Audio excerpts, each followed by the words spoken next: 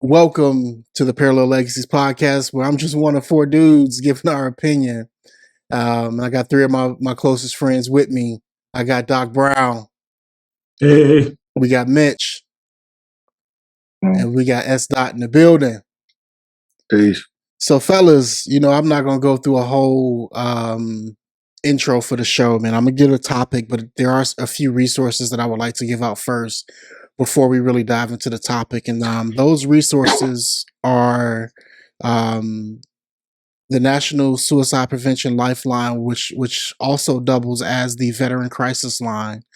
For the National Suicide Prevention Lifeline, the number is 1-800-273-8255. And if you're a veteran or even an active duty member, it doesn't matter. Hit option 1 once you call that line. And then there's also thewarriorsheart.com. And then the number for Warriors Heart is 866-950-0636. So those are a couple resources to be able to use if you're in need of help when it comes to suicide and suicide prevention. So now that we kind of got a little bit of the schematics out of the way, fellas,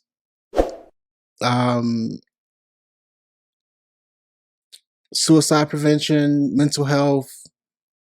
What are your thoughts? If you'd like to share a story, please do so.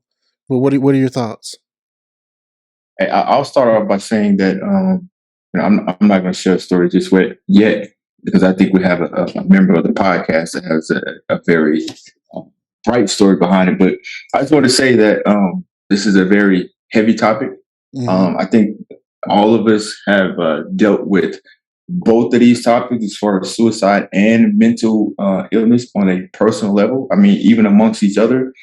So, I mean, I don't want us to get too emotional behind it. I think the primary purpose of this podcast is to be educational and kind of spread some light on the things that we've been through. So, when we talk through it, let's just try to keep names out of it and just move forward. Yeah, for sure. All right. S. Dot, come on, man. Bring it. Well, appreciate the the segue right there, straight to me. So as a graduate of the Warriors Heart program, down in Bandera, Texas, myself, I have dealt with and still continue to deal with mental health issues, anxiety, depression. And for years, the way I coped with, those feelings or try to repress it is through alcohol. My brothers that's on the podcast with me. I mean, they done seen it. They didn't see me at my best. They didn't see me at my worst. Mm-hmm. But I guess the number one point of it is it's okay to take that knee, you know what I'm saying, and look out and say, yo, I need help. And it took me a little while, to get to that point,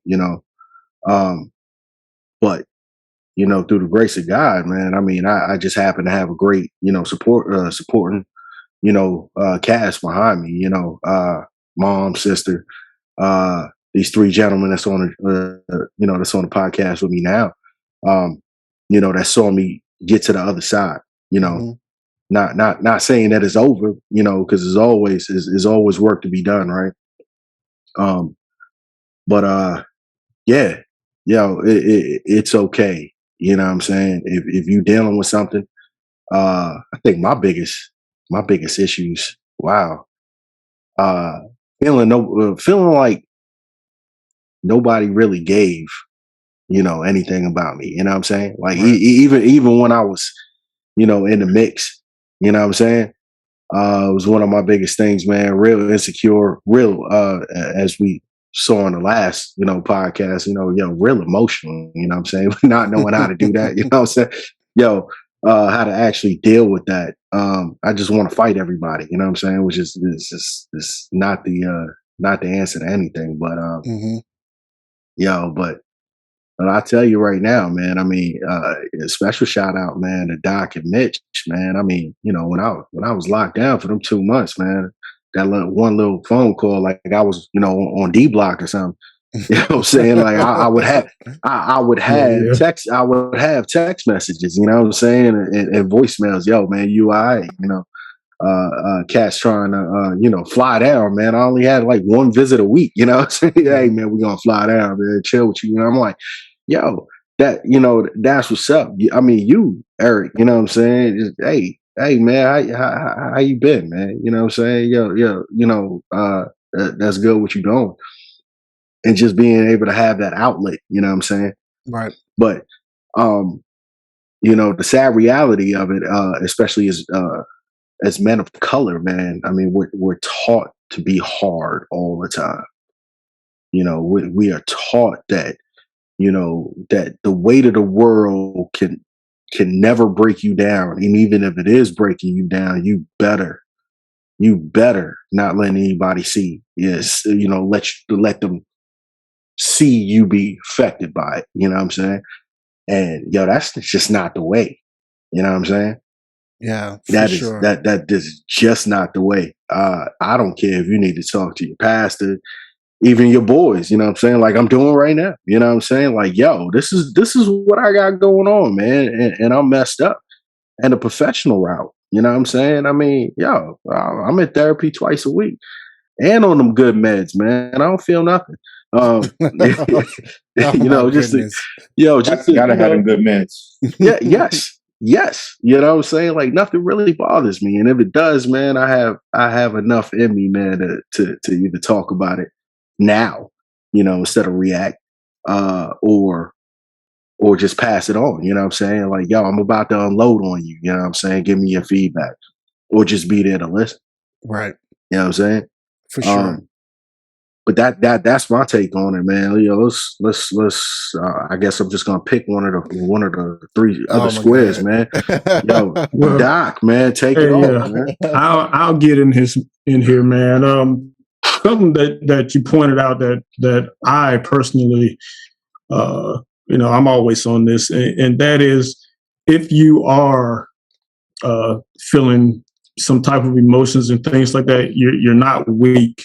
And as you said, as black men, man, we are taught you got to be hard. You got to be able to stand up. You got to be able to rise above uh, things that we look at as small things. And not only that, though, the bigger part to that is you don't need to go get help or tell anybody about it.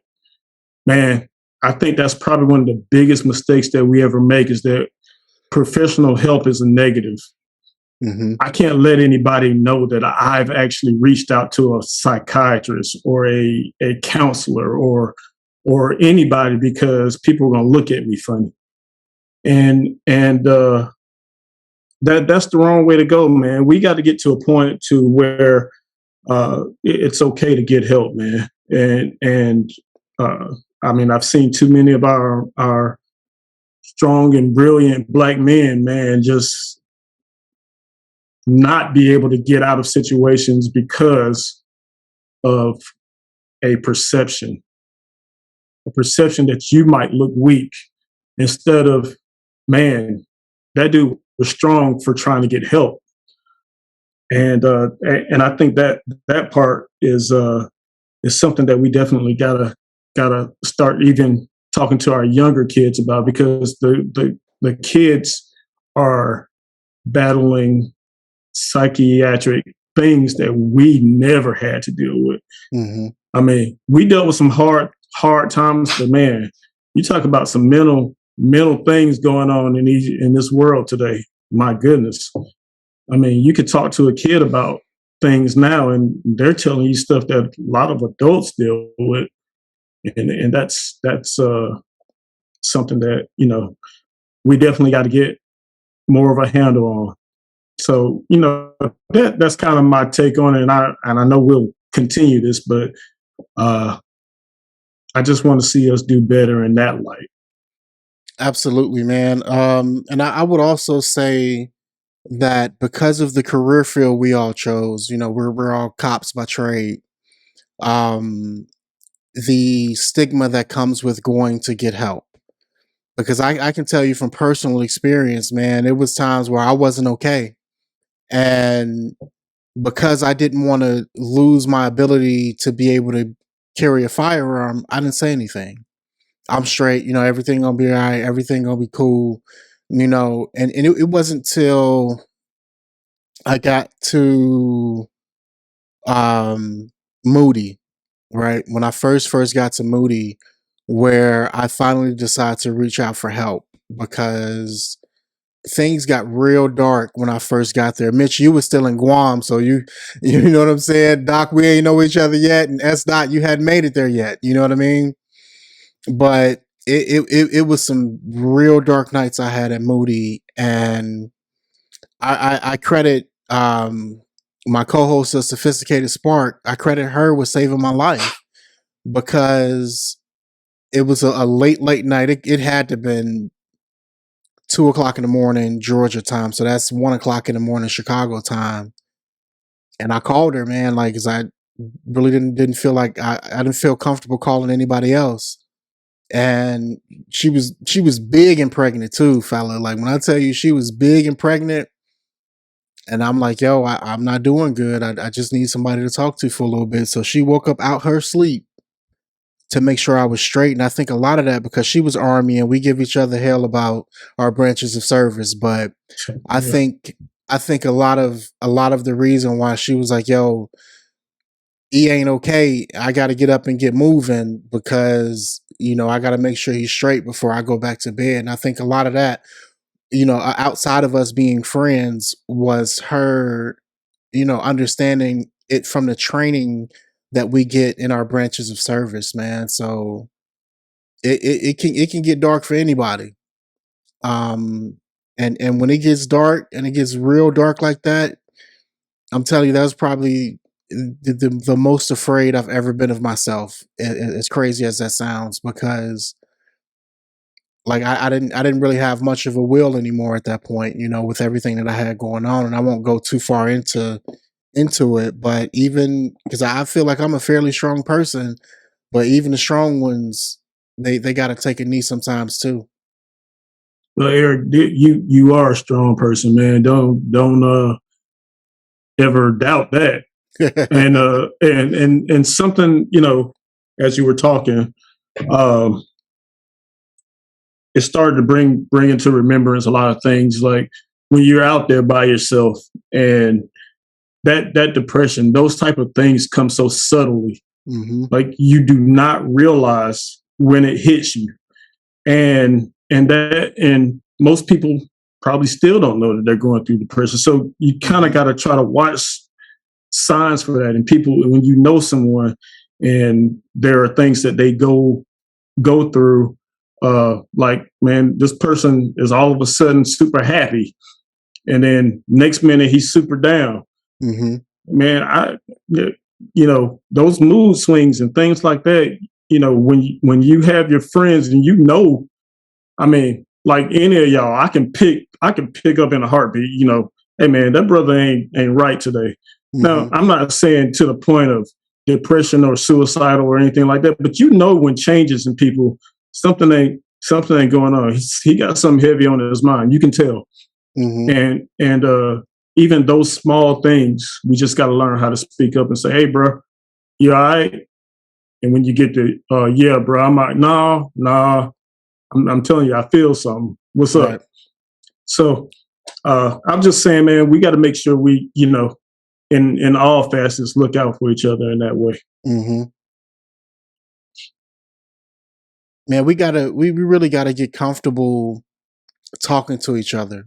You know what I mean? Outside of, where the next party at, or whatever else men like to talk about, because I'm sure we're gonna have some significant others watching this podcast. hey, I'm gonna speak on something real quick, man. And everything you guys said, 100% dead on right there. I think the problem with a lot of us is just the fact that, yeah, Eric, you just said it, man. It's the fact that men in general, just talking about us right here on the podcast, we're supposed to be strong in all sense of the words, right? Mm-hmm. We're not. We can't really even talk to each other without somebody saying, "Man, nobody want to hear that, bro. You soft," or "What you crying about today," or whatever the fact may be. So you have a small group of people that you're able to talk to, that you can kind of be yourself around. But when those people aren't there, and you try to reach out to somebody else, it just doesn't feel the same. So a lot of people just don't do it.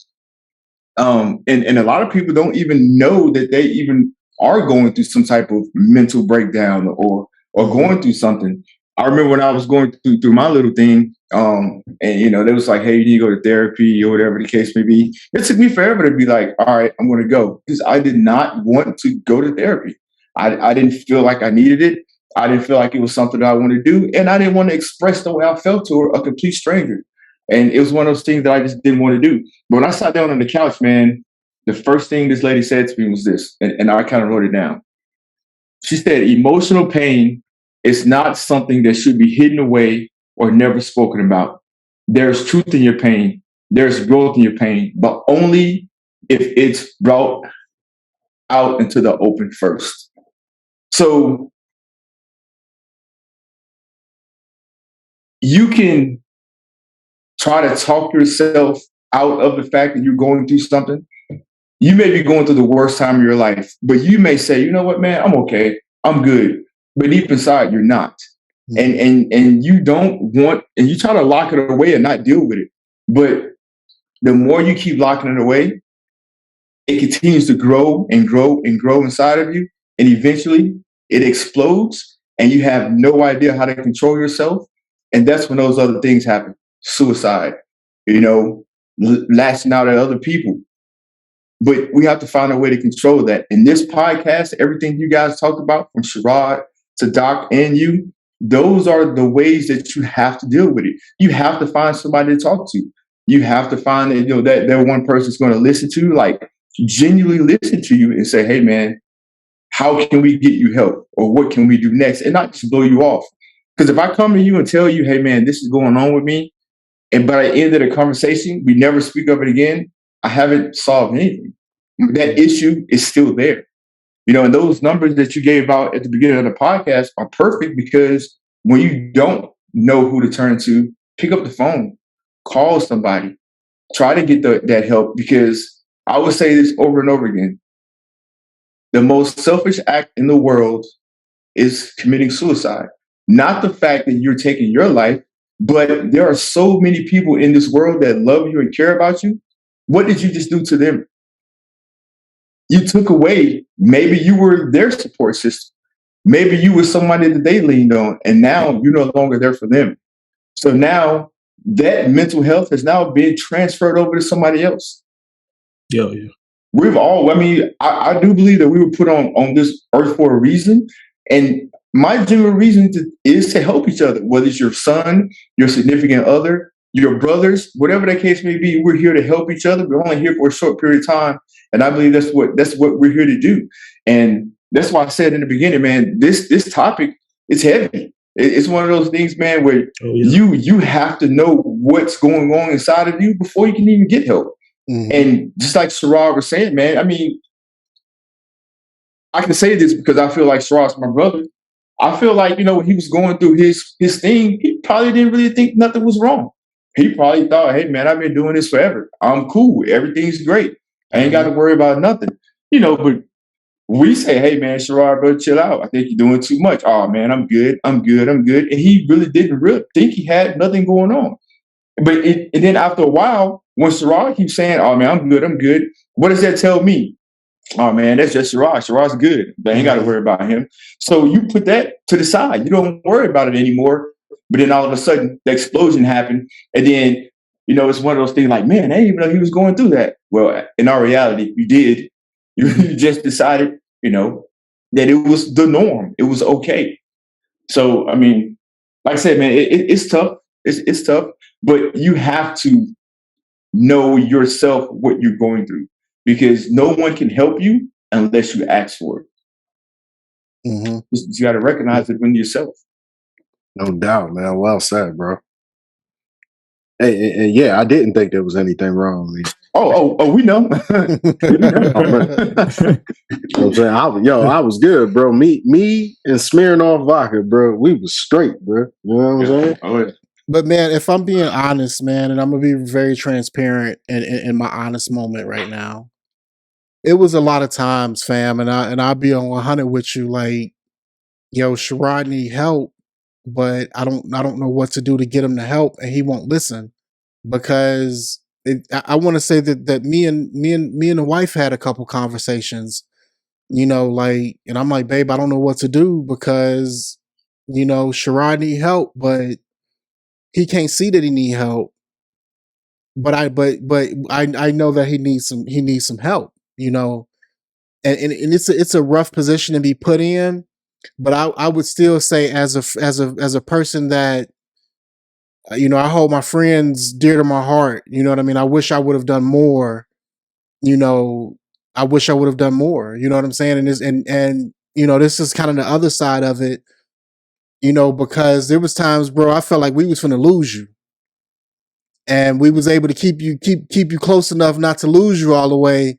But it was times I thought we was gonna lose you, and I'm like, I don't know what else to do, and I don't want to, if I go outside of our circle to try to get him help, I don't want something adverse to happen to him with his career. So you kind of stuck in between a rock and a hard place, you know what I mean? And I'm sure a lot of people feel that way. Yeah, man, but and I'm glad, I'm saying that is coming out the way that it is, man. Mm-hmm. But there's nothing that anyone could have done, right. During that period of my life. Now, I've only been sober, man, 2 years in 4 months, you know what I'm saying? Right. I'm just calling it even 2.5, you know what I'm saying? But it really comes down to that person, right? Mm-hmm. And I always credited my mom and my sister, with this, man, because I was in that toxic relationship at that time, you know what I'm saying? And every time I went, to my mom's, they always had a bottle for me. You know what I'm saying? And I can share this now because, just the kind of people that they were. And at times that I would break down, because I always drank until I blacked out or I didn't remember anything. You know what I'm saying? That was just how I got through the day. You know what I'm saying? Mm-hmm. If I wake up tomorrow, then that's cool. If not, so be it, but that's how I kept all that emotion, all that trauma, all that repressed anger in, was to numb it out. But no matter how anybody came at me, how they spoke to me, I think when I finally hit rock bottom, you know what I'm saying? When I finally saw it coming and I reached out, that's when my mom and my sister, you know what I'm saying? They were right there like, okay, he's ready. How do you want to do it? Right. So it's one of those things, man, where you can read the blue book. I'm not going to preach it. You can follow the steps if you choose, that path. But there's a piece in there, it says to the wives, right? There's a chapter just to the wives. What is actually speaking to? I mean, this book was written in 1932. Was to that to the alternate parties, right? To everyone else external from you, is how to deal with somebody, with this disease, right? Because nobody gets up and says, "Yo, man, I just want to drink because it's fun," or nobody gets up and says, "Yo, I just want to shoot up," or "I want to snort this," or you know what I'm saying? There's something there that they are trying to forget or just numb, just to get through, right? Mm-hmm. But that piece that I was getting to, that point is just being there for the person is enough. Hey, you okay? Yeah, let them say they okay all day. You know what I'm saying? It may hurt you to do that or to see them. Don't badger. Don't push. Don't give ultimatums. Don't do anything. You have to wait on that person, you know, and when they are ready and they say that they're ready, just be there, ready to act. And that's how quick it was. You know, it was like, okay, well, yo, it's your show. Now, how you want to do it? And that's when I went ahead and I turned myself in. You know, given our career field, I'm so glad that I'm in a position that I am in now, where I got to see another part of Mother Air Force. You know, where it was okay. Well, yeah, let's get you some help. Yeah, there was no stigmas. There was no suspending of clearances. There was none of that. It was like, yo, let's go ahead and get you the help. And then, of course, see y'all, right? You know, going back to my original statement. I mean, y'all, all right, well, this dude got to be serious now, man. He about to get on a plane, bro. You know what I'm saying? Like yo, like he really doing it now. You know what I'm saying? And then, of course, the return, man, is all right. Well, just shoot a text every now and again. You know, like, heck, man, I don't talk to Mitch every day. You know, I don't talk to you every day, but every once in a while, hey, man, you good? Yeah. You know what I'm saying? Yeah, man, I appreciate it. You know what I'm saying? But I guess the point that I'm trying to get at is just be there. But not everybody is going to do it the same way, if that makes sense, you know? So, Rod, that basically leads right into the next topic, man, like almost perfectly. Is how do we look out for each other? And to your point, just being there, I think that's an awesome point, is to just make just when they ready, just be there. As far as us taking care of each other. Doc, what you got? Well, first of all, I got to give a shout out to Mama Kim, because I'm gonna tell you, because she called me when Sharod was getting there, man, and before she would kill him herself, she was like, "I need somebody to help take care of my baby."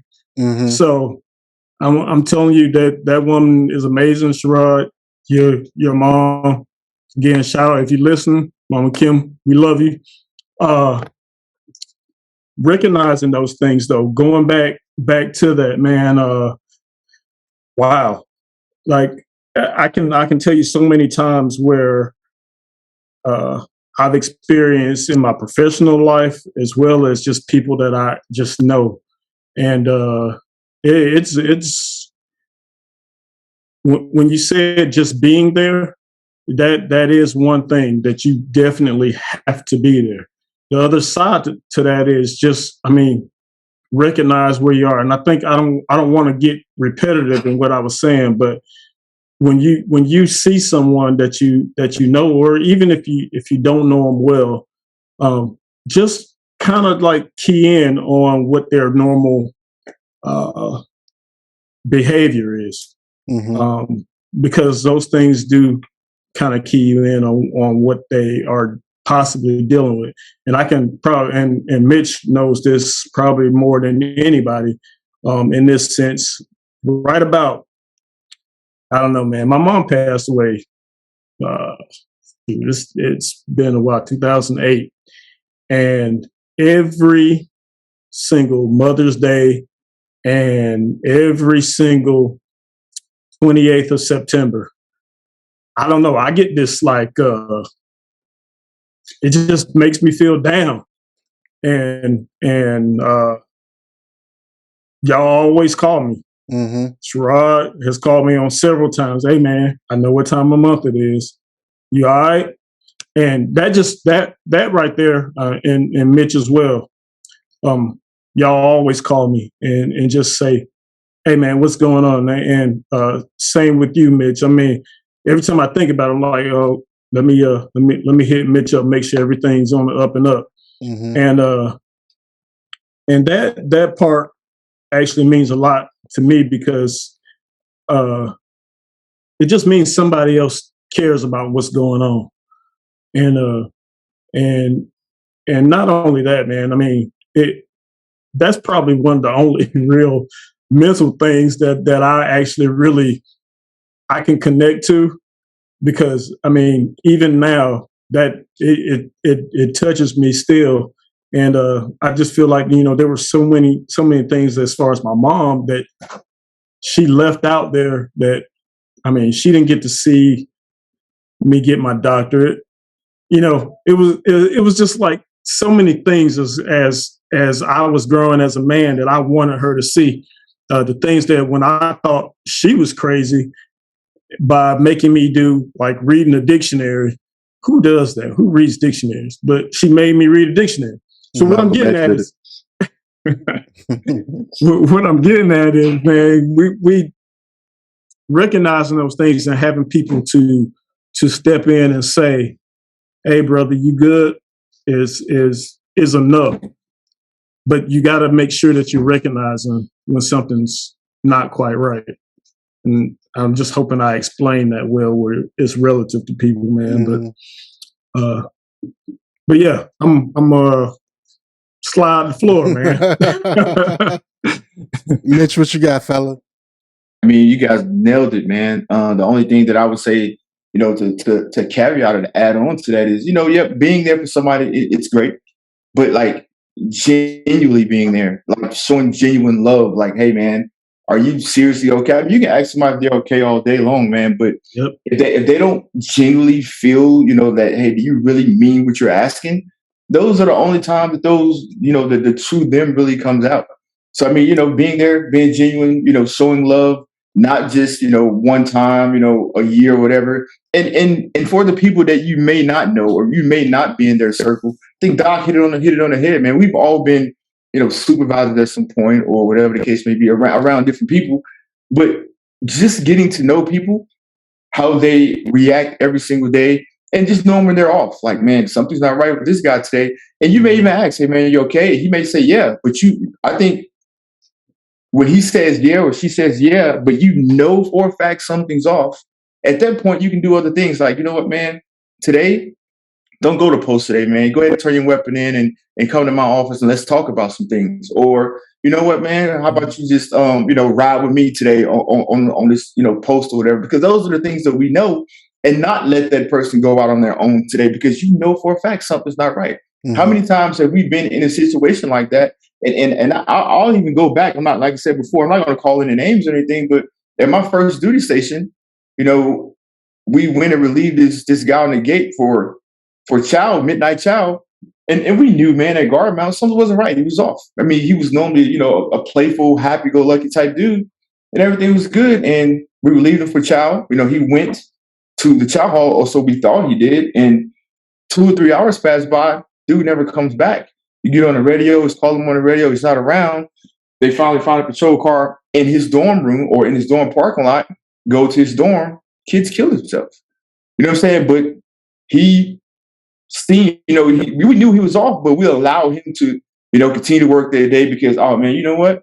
We got to post his gate. He got to go to work. But it could have been so easy for us to be like, you know what, man, today you're not going to go to work. Just sit down. Let's do this other thing. But just knowing people, how they act, and reacting to that. Those type of things can save somebody's life. Because if you don't know somebody and they think in their head like, well, you don't really know me, man. You're just my supervisor. But at some point, they'd be like, you know what? This dude really cares. Let me not do what I was intentionally going to do today because someone genuinely cares. That feeling of hopelessness is crazy. If you've ever been to a point where you'd be like, you know what, man, it's hopeless. I want to give up. Mm-hmm. I don't need to be here anymore. Like, no one loves me. That depression, when that thing sets in, man, it's tough to come out of. Mm-hmm. It's really tough to come out of. And you really need genuine love and support to pull you up out of it. And Sharod hit it on the head, but it's not going to happen until that person is ready for it to happen. And when they're ready, they will. And, you have to be there when they're ready. You just got to watch it. Yeah. Yeah. And Mitch, something you were talking about again, we got another thing is, when we think about these types of things, we think on a very large scale, like where somebody is going to meet their demise. And I think a lot of times we gotta think of mental health also as just helping people get healthy. Like sometimes when you are thinking about, you know, I'm gonna check in on Sharod, or I'm gonna check in on Eric. You just want to make sure that brother's, you know, life is good. You know what I mean? Like it's not necessarily that I think Eric's going to do something to himself, but hey, man, you know what? My brother probably had a rough day, whatever the case may be. I need to check on him, make sure he's good, because that right there could help pull them out of whatever depression that they're going through. And we shouldn't think of depression always as that deep sinking thing, because sometimes it could just last a day. Right. You don't know, but you could be that person to help them get out of it for that day. So I just want to say that, to make sure that, you know, we aren't looking always for, okay, he might said he's all right, but he ain't thinking something extreme. But you know what? He might be thinking, you know, who knows, that today is just the day that I just don't want to deal with anybody. But you're right, man. We've all been depressed. I mean, I think everybody on this call has been depressed at some point about something. But when you talk to somebody and then all of a sudden they'll make you laugh, even you be like, yo, I don't feel like laughing today. And somebody make you laugh, or they'll say something, you be like, wait, let me get out of this funk that I'm in. You know what I mean? Because that depression can only last for a certain amount of time. But I'm talking about something that, you know, that deep, dark depression, man, where you just, nothing's working. I mean, like, it's one of those things where nothing's coming out. I'm not saying everybody goes through that, but everybody goes through some form of depression, man. Like you said, it could be an anniversary of something. It could be, you know, whatever it is, man. You know, and depression is hard, man. It's tough. You just can't let yourself continue to linger on it. And how you do that is you find people like our small circle right here, who we always talking. We always make each other laugh, even though we don't feel like laughing sometimes. And I think those are the things that will help people get out of that situation. And you may not even think that you're depressed, but, you know, your mind is crazy, man. The way your mind works is it's crazy. I know Carrie, what's that lady name? Man, what's the lady that makes all them funny faces, bro? That was on that show. Hold on. Funny face lady, go. She was on the one where she was like the man. It'll come to me, but you know, she played this character where she was like messing with the president and all this other stuff. What's her name? Oh, Carrie Kerry Washington. Kerry Washington, right? Oh, so Kerry Washington said this. She said, I need to take care of my mind, and I need to take care of my brain and my heart the same way that I take care of my body. If you listen to that, that's a strong statement. A lot of people go to the gym and they eat right and all this other stuff just to keep this physical appearance going on. But deep down inside, their brain and their heart, they're just not connected. It's not going well. But if you put that same effort take care of your heart and your brain the same as you do on the exterior, you'll be good. And that's one of the things she said that makes her keep going every single day. And I felt that. I mean, I think that's important. Hey, you know, I like to jump in too, man, because it was brought up. I think Doc, you said something about, you know, today, you know, especially, you know, with the younger generation, you know, how, you know, things are so amplified, you know, and there's a lot of, you know, external factors, right, that contribute to that. I think, in my opinion, you know, social media, you know, that instant gratification when you get that like, or you get that following, or that instant disappointment, you know, when that first negative comment comes in, or people jump on you, you know, virtually, you know what I'm saying? It's like, oh my God, my life is over. You know what I'm saying? I think that compounds a lot of things that you see nowadays. I mean, you know, you have any kind of hiccup now, man, somebody's gonna jump on it. But it's like, how, right? This is more, you know, general question, you know, to the table. It's like, how do you attack that? I mean, we all have children, you know what I'm saying? That's in this, you know, this demographic, right? This age demographic. of, they constantly got their phones up, they on YouTube, they on Twitter, they on, whatever platform, like, how do you talk to them? Mhm. I, I think we answered the question. I believe we kind of hit around it. I think it's when the kid feels like, all right, I posted this thing on social media, I'm getting cyber bullied, or these people are really not taken to this whatever I put the way that I intended. I think we kind of hit on it. We have to kind of let them know that emotions are okay to have, but if you're feeling a certain way, you need to speak on it, because those emotions are just that. They're just emotions, and sometimes people just say stuff just to be mean out of jealousy, especially kids, man. Kids are different, man. They just talk and bully each other because they think it's funny. They think, they think it's fun, or because they think they're going to be, or they may not like it because they feel, oh man, it's his family has money and mine don't, so I'm gonna pick on them today. You know what I mean? Those are the type of things. But if you sit your kids down and you let them know, like, hey man, these type things are going to happen, and when it does, talk about it. Don't continue to let it build up to the point where you feel like you can't control yourself anymore. You have to let it out. You have to speak on it, and how you do that is you have to build a relationship with your kids. Don't let your kids go in a room and close the door and you don't see them for 8-9 hours. You know what I mean? Make them come out of the room. Make them come in the living room. Look at their face. See what they're going through. Because if you don't, you will never know the emotion they're going through anyway. We just talked about it. Get to know them. Get to know the people in your own house. You know what I mean? A lot of people got their kids walking around here. You ain't seen them in 2 days, but they're in the house. Yep. You know what I mean? They're in the room. No, bro, that don't fly in my household, bro. Come out of the room. Let me see your face. What have you been doing? Let's talk about how your day went. We're going to talk about these certain things. Now it's going to make them comfortable coming to you to say, hey, you know what happened to me today? You know what I mean? You have to make your kids comfortable to talk to you, because if you don't, they're going to talk to somebody else, and then they're not going to give them the right response they want to hear. Like you have a kid that go talk, I'm going to call my friend, and her friend be like, you know what I do? I cut myself to make, you know what I mean? Like that, you don't want any of those. You want them to come to you to be like, hey, this is the way it's supposed to be. But you have to have a healthy relationship with them. Absolutely. Have to. Man, no doubt. I went, so I was in, we had I can't remember the speaker, man. And I hate that I can't remember the speaker, but he made a very valid point, especially when it comes to kids and social media and their devices. He was basically like, you have to make your kids unplug, period. Because when we were coming up, you know what I mean? I ain't gonna age us too much, but when we were coming up, you know what I mean? If you got bullied at school, you fought your way out of it, you ran home, and you good for the rest of the day. Right. But with kids these days, they're bullied at school, they're bullied on social media, they're bullied on their own cell phone. They got people sending them text messages bullying them.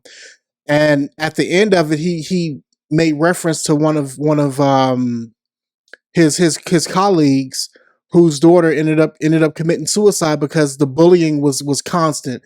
Bro, when I tell you, after I was done listening to him talk about it, my daughter had so many locks on her phone after a certain time that when she was ready to get started with college, she still had all those blocks on her phone, and her professors and stuff couldn't even get a hold of. Man, I felt so bad after that, but at the same token, it was me giving her time to be able to recharge. You know what I mean? And Mitch, I'm the same way with my kids. Like, yo, y'all finna bring y'all butts downstairs and let me see your face just so I can touch you and shake you up a little bit just to make sure you're doing all right. Absolutely. Mm-hmm. For sure. That was dope right there. I don't say so myself. You know what? That was a great topic. That was a great question, man. Because kids are killing themselves at alarming rates. I mean, it's crazy, man. And how do you stop that from happening? I mean, parents, you have to get involved, man. That was a great point, Sharod. Absolutely, man. Absolutely. So, fellas, we've been at it for a little bit, man. So, again, I want to give out these resources again, in case somebody's in crisis, somebody needs help. There's a National Suicide Prevention Lifeline, which also doubles as the Veteran Crisis Line. That number is 1-800-273-8255 and option 1 for veterans. And then there's also the warriorsheart.com, and the number for Warriors Heart is 866-950-0636. So with all that said, fellas, I think this was a wonderful show, and I hope, my hope for this show, even though we really didn't dig real deep into it, is that if somebody needs help, if we help one person, I think we've done a whole lot. Whether they're watching it when it first dropped or whether this is years down the line, I hope that this show helps somebody if they're in need of help. So, Doc Brown, how can the people get a hold of you, man? Hey, on Instagram, Doc.Brown11. And on Facebook is Dwayne.Brown, PhD. Hey, man, y'all come out, man. Listen to this Parallel Legacies, man. We want to make sure we getting these points all around out to you guys. For sure. All right, Doc. Mitch, what you got for me, fella? You guys can reach me on Instagram at Special Agent P. Also, man, Doc Brown make a outstanding point. Even if you guys come to the podcast, man, and you guys have, some comments that, I didn't like this point that you guys made, maybe you guys should address that topic. Hey, let me tell you guys something, man. We are probably the most easiest going group of brothers that you ever meet. If you guys say, hey, man, I really didn't like that. Hey, man, okay, great. I mean, let's speak on it. We love to talk about stuff. Mm-hmm. So, I mean, if you have a topic that you want us to discuss or you want to be a guest on the show, you're more than welcome. So, with that being said, man, thank you guys for listening, and I appreciate it. That's not what you got, fella. Yeah, I come picking up the 6, man. You can reach me on all platforms. Sharod.Lane. I like to keep it simple because I'm a simple dude. For the Warriors Heart, like I said, that place holds a very, very special place with me.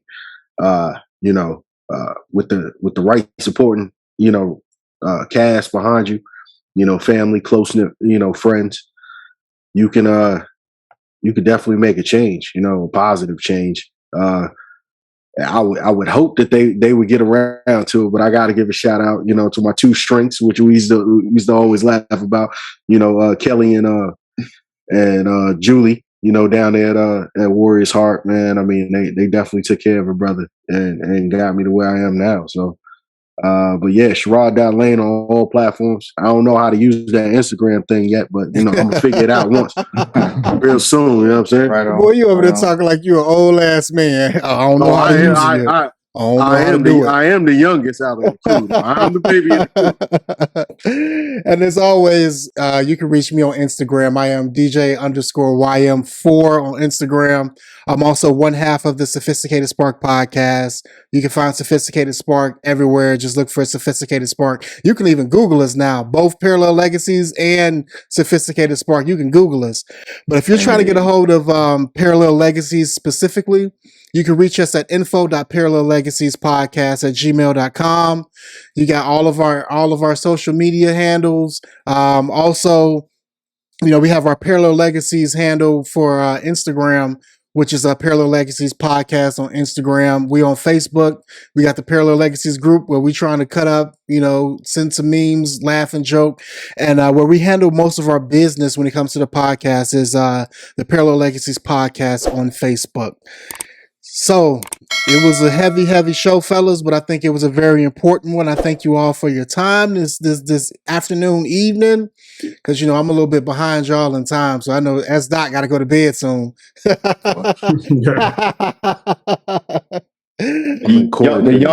youngest, oldest, emotional dude in the group. For sure. All right, fellas. I accept that.